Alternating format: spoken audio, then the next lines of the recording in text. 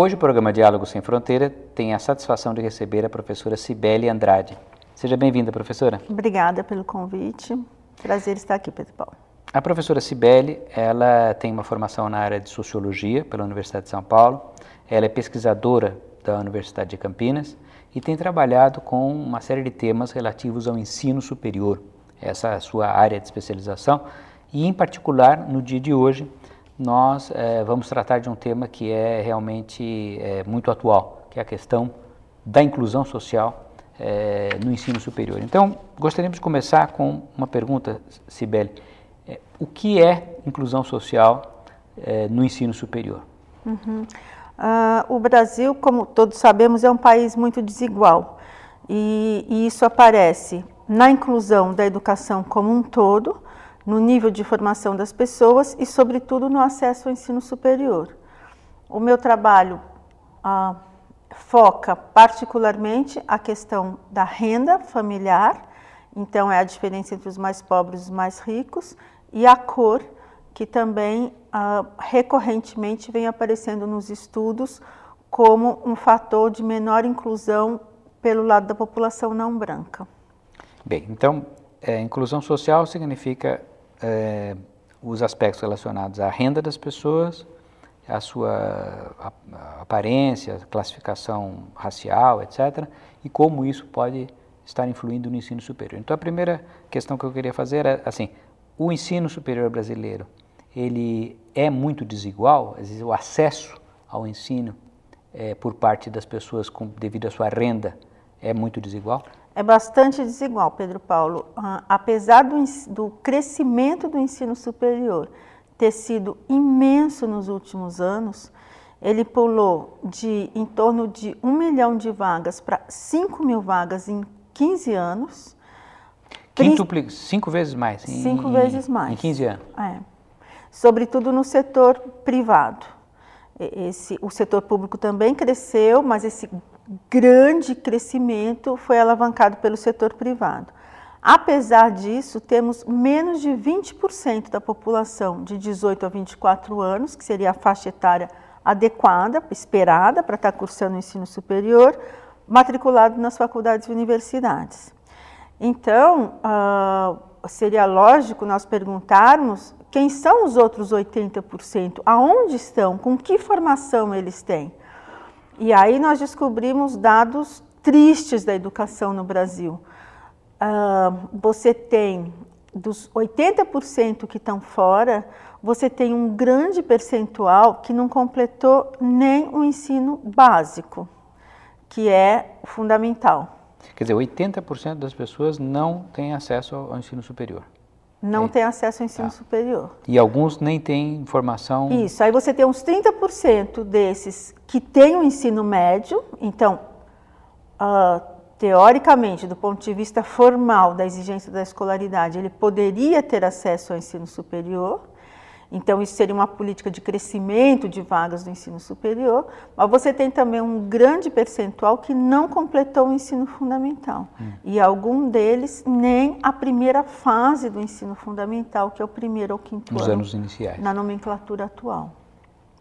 E aí, então, significa que há um processo que, imagino que em outros países isso já tenha sido feito muito antes, quer dizer, países desenvolvidos como Estados Unidos ou mesmo a Coreia conseguiram levar um número de pessoas para o ensino superior na faixa etária correta muito maior.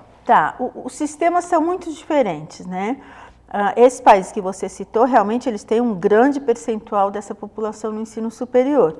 Mas, no caso dos Estados Unidos, por exemplo, com um sistema bem diferenciado, que tem os colleges, que eles estão espalhados por todo o país, quer dizer, tem toda uma política de oferta do ensino superior que realmente possibilita esse acesso mais diversificado. Agora, difícil país que não enfrente alguma forma de exclusão no ensino superior. Os europeus, por exemplo, têm o problema das famílias migrantes. Então, atualmente, eles também têm essas questões e trabalham com isso, maior inclusão de crianças, nessa altura já são jovens, né? Jovens adultos que não tem a língua inglesa como língua materna. Isso acarreta um atraso escolar e acarreta um menor acesso ao ensino superior. No caso aqui do Brasil, há uma correlação entre a renda dessas pessoas que estão no ensino superior e sua capacidade, sua possibilidade de acesso à escola pública, ou seja, as universidades públicas e as universidades privadas. Como é que nas suas pesquisas isso aparece? Essa correlação é fortíssima. Se você pensar a população brasileira dividida em 5 faixas de renda familiar, então os mais pobres são a primeira faixa, os mais ricos são a 5ª faixa, você tem da população de 18 a 24 anos, entre os mais ricos, 70% dos jovens de 18 a 24 anos no ensino superior. Isso é um padrão de primeiro mundo. Se você olhar a faixa mais pobre dessas 5, você tem 70% que não concluiu, que não chegou no ensino médio, que nem atendeu o ensino médio. Então é interessante porque tem até uma simetria, né, entre os mais pobres, 70% estão bem atrasados na escolaridade, entre os mais ricos, 70%, o número é bem semelhante, o percentual tem acesso ao ensino superior. E aí, entre escolas públicas e privadas? Públicas e privadas, tá. Aí tem um comentário muito interessante, que são evidências de pesquisa. É muito comum dizer que universidade privada é para pessoas... Os pobres estão pagando a universidade privada, enquanto os ricos têm acesso à universidade pública. É uma coisa que se reitera muitas vezes. Né? Recorrente, na imprensa e tal. Isso não é totalmente verdade. Se você olhar por categorias de riqueza, baseado na renda familiar, levantada nas PNADs do IBGE, são dados robustos, feitos para o país como um todo, você vai encontrar uma parcela da população muito rica em universidades privadas. Porque as universidades privadas também são muito diferentes. Você tem universidades privadas muito caras e muito boas, e você tem uma parte de universidades privadas que, vamos dizer, a grosso modo, a gente diria que cumpre o papel do college nos Estados Unidos. Que ela está mais diversificada pelo país, ela está... tanto no interior, ela não está só concentrada na capital, ela possibilita... Dá capilaridade ao sistema. Exatamente, exatamente. E por outro lado, também, se você olhar dentro da escola pública, você vai ver que faixas muito pobres de renda estão na universidade pública, sim, está presente ali. E às vezes, nas faixas de renda de pobreza acentuada, está mais na pública do que na privada. Porque aí é uma situação que ou ele vai para público ou ele não vai. Então é interessante, grosso modo poderia se dizer isso, mas a verdade não está toda aí dentro da afirmação que pobre estuda em escola privada e rico estuda em escola pública. Um outro aspecto das suas pesquisas que eu creio que é muitíssimo relevante é a questão da racial, porque há também todo um movimento, por um lado, de tentativa de inclusão de pessoas por categorização racial, mas, por outro lado, existem outros grupos também muito bem argumentados da não existência de raças, ou mesmo de que as categorias raciais elas podem trazer outros problemas. Há sociólogos, há estudiosos também vão nessa linha. Então, vamos começar o seguinte, perguntando se essas categorias raciais, ao serem aplicadas, ao estarem sendo aplicadas, se elas se apresentam realmente as diferenças na universidade, né, no acesso, no geral, para depois pegarmos algum caso mais concreto. Entendo. Primeiramente, seria importante explicar um pouquinho como que as chamadas categorias, que a gente falaria de diferenças de raça ou cor. Raça realmente não existe. Acho que isso a ciência já comprovou fortemente que raça não existe. Não se encontram indícios de diferenças pela cor da pele ou pela origem da nacionalidade entre as populações. Isso eu acho que é um assunto superado. Agora, existe diferença de cor? Existe. Na aparência das pessoas, existe. O que é dito? Que isso pode ser foco de preconceitos e diferenças e tal. Bom, deixando um pouco isso de lado, qual é o dado objetivo que temos? O IBGE levanta essa informação da população. E ele levanta de que forma? É uma informação autodeclarada. É autodescrição. A pessoa diz, eu sou isso ou eu sou aquilo. Então, esse é o primeiro ponto para se compreender. Ela se enxerga assim. Eu sou pardo, eu sou negro, eu sou branco, as opções são indígenas e o amarelo, que seria o asiático, né? Então, ela afirma isso sobre ela mesma, ela se enxerga dessa forma. No Brasil, por conta de uma grande herança que tivemos do período escravocrata, você tem uma grande associação entre pessoas não brancas, como chamamos, que seria a soma de negros e pardos, porque na verdade negros mesmo é um percentual muito pequenininho, são 5% da população. Então, quando em geral a gente vai estudar acesso ao ensino superior, tal, não é de negro que está se falando, é pardo, é não brancos, que são pardos e negros. Aí sim você tem um volume de metade e já está passando, porque como o processo de miscigenação é contínuo, esse percentual era menor do que os brancos, ele foi crescendo, ele igualou, atualmente já ultrapassou. É que, na verdade, aí há uma questão, por exemplo, os pardos serem categorizados junto com negros e não com brancos é que é uma coisa arbitrária, né? Porque por que uma categoria seria juntada com outra e não com a outra? Mas independente disso, também o argumento... concordo com você plenamente, eu acho que é de uma delicadeza enorme lidar com essas questões e muitas pesquisas e outras formas de associação ainda devem ser feitas. Mas como isso se reflete, deixando esse lado, isso de lado? Então, no Brasil o que acontece? Você tem uma associação muito forte entre descendentes dos negros, que hoje em dia seriam pardos pelo processo de miscigenação, com as categorias mais pobres da população. Há uma mistura. Então, essas coisas estão imbricadas. Quando você olha esses dois fatores isoladamente e compara, você percebe que o fator pobreza é muito mais forte na exclusão do que o fator raça ou cor da pele. A situação econômica é o mais importante. É o preponderante na exclusão social. Só que como se confluem as pessoas que são descendentes dos escravos, que estavam naquela situação mais abjeta, então as duas coisas se juntam. Agora, no caso justamente dessa tentativa de inclusão, os benefícios, não só, os benefícios podem ser muitos. Então eu queria falar falasse um pouquinho sobre os benefícios da inclusão. Porque os benefícios são, é lógico, são diretamente para as pessoas que estão sendo incluídas. Uma pessoa que tem baixa renda conseguir ter uma educação, uma inclusão, para ela é um benefício muito grande.